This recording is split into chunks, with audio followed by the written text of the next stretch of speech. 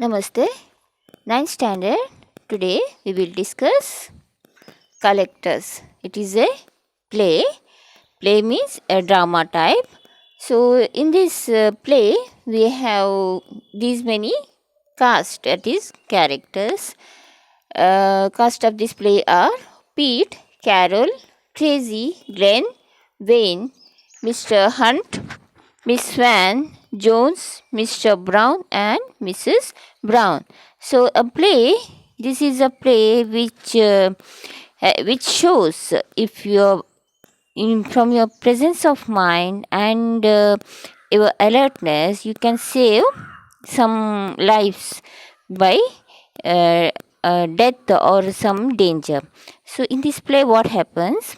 Now, some children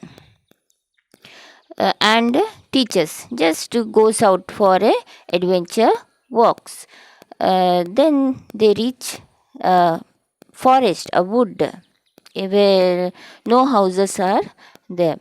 So this adventure walk leads them to great danger. When they were walking in the wood, suddenly it starts raining, and the rain was so heavy that they could not get any shelter, and they just go on walking still in that heavy hard rain, and they just see a house which was not there. Mr. Hunt, who had been to that place a few days ago, had not seen that same house in that same place. But he wonders how this house has come here when few days back this was not there. And he thought that maybe because in a hurry he could not see this house, maybe some reason may be there, but that house was there that day.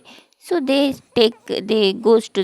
approach that house and ask the inhabitants of that house that they can they take shelter till the rain goes away. Now what happens? They missed the inhabitants, the host of this house are no other than Mr. and Mrs. Brown. They separate the children and the teachers. So now the children were asked to sit in the kitchen, and children are asked to sit in the kitchen, and teachers were asked to sit in a sitting room top. So the structure was similar to a house and kitchen. They separate in a, children were separated in the kitchen, and teachers were separated in some other room. So as they are children, they are very curious. They start opening the cupboards, they start opening the fridge, all this they started in curiosity. Now what happens? When they opened this fridge cupboards, they saw nothing. These cupboards, fridge, everything was empty. They started wondering, what's wrong here? See, this is a house, and these cupboards, fridge, everything is there, but these are empty.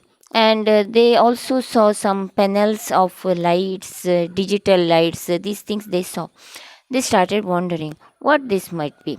Then suddenly Mrs. Brown comes to kitchen asking for tea. Now they ask Mrs. Brown why these fridge cupboards are empty. Mrs. Brown convinces the children that their house they have shifted very recently, so they could not arrange for the residential they could not arrange for these things. They have to do the work, still pending, lot of pending works are there, and she goes out. But Pete follows her. He follows her. Where does she go? And the children also observe that Mrs. Brown had all full her eye is full black, not like us, black and white. Her eyeball is full black, and she had 7 fingers in her hand. This thing they observed. It looked very strange to them. See, a human being, we doesn't have such things. And Pete follows Mrs. Brown. Where does she go? And to see where the teachers are. So, for his surprise, Mrs. Brown and Mr. Brown, they are in a place, and in other place he also saw teachers are in a state of they were staring in one place. They are not conscious. They're staring in a place. They are stupid. So, what he gets worried here. Pete gets worried, and he also observe Mr. Brown and Mrs. Brown talking in a signaling language. So it is not a human language. He saw that it is a signaling language, and he suddenly runs back to the children and tells them this is not a proper place to take shelter. These are not normal people. They doesn't seems to be human beings. They doesn't seem to be something else, a weird type of creatures, and it is not normal. So they start discussing with each other.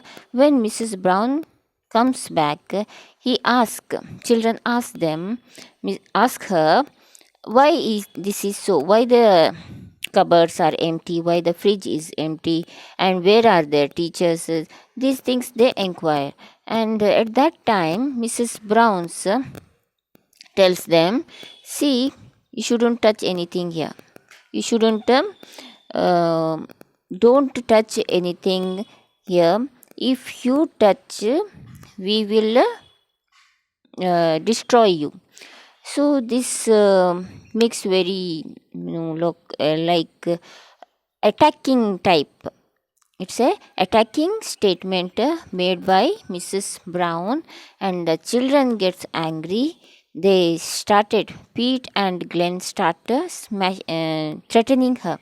They took a stick, which was Mr. Hunt's walking stick. They took it, and what they said, if you don't tell who are you, we are going to smash the whole house. So there was a controlling panel in that some lights, digits are there, red, yellow, blue. This type of this thing is there. That is actually a controlling panel. Now the children ask, who are you? Who are you? Why are you doing this? Then Mrs. Brown says, along with Mr. Brown, that they are aliens. They have come to Earth to get some samples, human samples. So, what is their main work here? They wanted to get human samples, take them to their planet, and there they conduct a scientific experience. For the experience purpose, they wanted a human bodies. So that they have come onto this planet, that is Earth, so that they can take some human samples. Some human samples, it is not one or two, it may be in various numbers. So now children know what has happened. Now the teachers also come there. As they the children threaten Mr. Brown that if they don't bring the teachers there, they are going to destroy the main panel of the structure there. So what happens here? The teachers also were brought to that place, and Glenn and Pete, holding the stick and chair in their hands, threatened Mr. and Mrs. Brown to unlock the door If they don't unlock the door, they will destroy the whole structure, whole space, that is whatever in that they have come to the earth. They said they will destroy it. They got scared. If it is destroyed, Mr. and Mrs. Brown thought, if this structure is destroyed, they cannot go back to their planet. So what they did, they asked the children and the teachers to move out, and they stood inside, and thereby they somehow got escaped from this spaceship. Now, when they looked back after coming out from that spaceship, when they looked back, they saw that the spaceship was not there; it has gone already.